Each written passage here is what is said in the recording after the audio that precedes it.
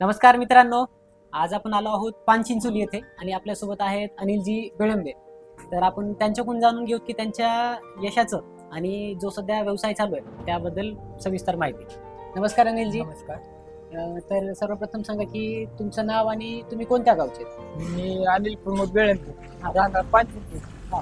मेंदूर व्यंकटेश हॉस्पिटलच्या शेजारी आणि हातकर्णी हॉस्पिटलच्या शेजारी आपला स्टॉल आहे श्रेयस भेळ पाणीपुरी सेंटर. हा. आणि ज्यूस आणि कॉफी शॉप पण आहे आपले. आता हे किती वर्षापासून आहे इथं? हे 3 वर्षापासून चालू आहे. 3 वर्षापासून आहे. मग तुम्हाला असं का वाटलं की बाबा आपण ह्याच्या आधी तुम्ही नोकरी वगैरे केली आहे का? केली 10 वर्ष पेट्रोल पंपावर. पेट्रोल पंपावरती नोकरी केली. मग 10 वर्षाची नोकरी केल्यानंतर मग तुम्ही अचानक असा काय निर्णय घेतला की बाबा तुम्हाला व्यवसायाकडे वळायची इच्छा झाली? की आपण नोकरी करण्यापेक्षा स्वतःचा बिझनेस केला तर चांगलं होईल. चांगलं होईल. मग आता या 3 वर्षामध्ये तुम्ही सुरुवात कशी केली होती? सुरुवात साध्या स्टॉलवर केली होती. म्हणजे एकदम छोट्या स्टॉलवरती. आणि मग हे जी पाणीपुरी भेळ वगैरे तुम्ही बनवता तर मग ही सुरुवातीला एकदा सगळं चालू केलं होतं का मग टप्प्याटप्प्यामध्ये केलं? नाही, आधी भेळ आणि पाणीपुरी चालू. आपल्याकडे आता काय भेळ पाणीपुरी, भेळ पाणीपुरी, रगडापुरी, दहीपुरी. आणि मग कोल्ड ड्रिंक्स ज्यूस वगैरे हे. हो, लस्सी भेटते, सगळे ज्यूस भेटतात. आणि मला असे जाम. दिसले की तुमच्याकडे जाम पण असतात. हो, जाम. म्हणजे हे काही कस्टमरनी मागितले म्हणून ठेवत गेलात की का मग नाही, आपणच केलं. आपण केलं आणि मग त्याला रिस्पॉन्स वगैरे व्यवस्थित. एकदम छान. तर आता यांच्या या ह्याच्यामध्ये जर त्यांना कुठे अडचणी आल्या असतील तर त्या कोणत्या प्रकारच्या अडचणी आल्या ते आपण जाणून घेऊ. तुम्हाला हे म्हणजे तुमचं आता हे जे यश आहे, जे 10 वर्ष तुम्ही नोकरी केली त्याच्यानंतर 3 वर्ष तुम्ही या उद्योगामध्ये आला, तर ह्याच्यामध्ये तुम्हाला कुठल्या अडचणी आल्या का? हो, आले ना. पहिल्या सुरू व्यवस्थित नव्हतं, म्हणजे कमी धंदा व्हायचा. हा, धंदा कमी व्हायचा म्हणजे पैसा फिरायचा. आपण डेव्हलप केलं, सगळं सुधारणा केली. आता बघा मित्रांनो, आपल्याकडे भेळ पाणीपुरी जर बघायला गेलं तर आपल्या आजूबाजूला सगळे बिहारी लोक वगैरे जास्त दिसतात. तर मग तुम्ही ही व्यवसाय चालू करण्याच्या आधी कुठे ट्रेनिंग वगैरे घेतली होती हो, का? घेतली किंवा होती. शिक्षण वगैरे पुण्याला कुठे?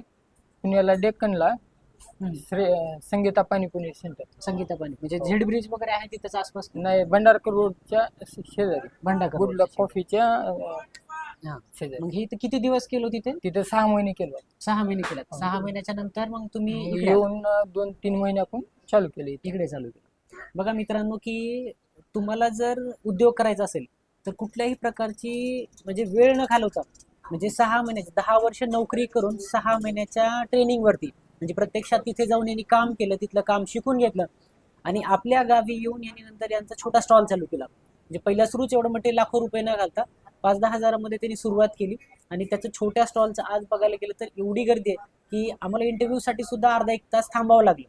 शेवटी आम्ही कस्टमरला म्हणलं एक 5 मिनिट थांबा की आम्हाला इंटरव्ह्यू घ्यायचा. त्यानंतर मग हे पुढचा कार्यक्रम झाला. तर आता याच्या पुढे काय आहे की आता उन्हाळ्यामध्ये नवीन आणखीन काय चालू करताय तुम्ही? ज्यूस राहते, लस्सी राहते. ज्यूस वगैरे, लस्सी वगैरे. आणि समजा आता ते 1 वर्ष झाले, 3 वर्ष झाले तुमचे, तर ह्या 3 वर्षामध्ये तुम्हाला कोणी असं भेटलं का की बाबा आम्हाला तुम्ही शिकवा किंवा आम्हाला पण पुढे चालू हो, करायचं? आले होते ना 2-3. मग त्यांना आपण सांगितली माहिती? हो, माहिती सांगितली. म्हणजे आपल्या मराठी माणसाचे एक गोड गुपित आहे की आपल्याकडे कोणी जर मदतीला आलं तर आपण नाही म्हणत नाही.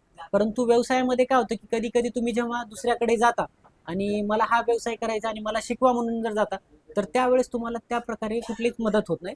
परंतु इथे अनिलजीकडे अशा प्रकारचं काही नाही होत की तिथे तुम्हाला सांगितलं जाते की बाबा हे आम्ही असं केलं, ते तसं केलं. म्हणजे व्यवसायाच्या सुरुवातीच्या टप्प्यामध्ये काय करायला पाहिजे आणि पुढे गेल्यानंतर काय होतं. तर अनिलजी सोबत ही आजची मुलाखत आपली अशी जमलेली आहे. अनिलजीच्या या कार्याबद्दल आणि आपण त्यांना या आपल्या उद्योजकतेच्या या मालिकेकडून त्यांना भरभरून शुभेच्छा देतो. अनिलजी, तुमचा व्यवसाय असंच पुढे चालत जावा आणि येणाऱ्या आपल्या नवीन म्हणजे पुढच्या पिढीमध्ये जी मराठी संस्कृती आहे, मराठी संस्कृतीमध्ये येणारे मोठे मुलं आहेत, आपली पुढची जनरेशन आहे, तर त्यांच्यामध्ये व्यावसायिकतेचे धडे हे आत्ताच रुजले पाहिजेत, जेणेकरून पुढे जाऊन नोकऱ्याच्या शोधामध्ये न राहता आपला पुढचा बांधव, पुढची पिढी ही व्यवसायामध्ये जाईल. नमस्कार, धन्यवाद. तुम्ही कधी पानचिंचोलीला आलात तर नक्की श्रेयस भेळला 1 वेळेस भेट द्या आणि यांची पाणीपुरी आणि सर्व पदार्थांची चव घ्या.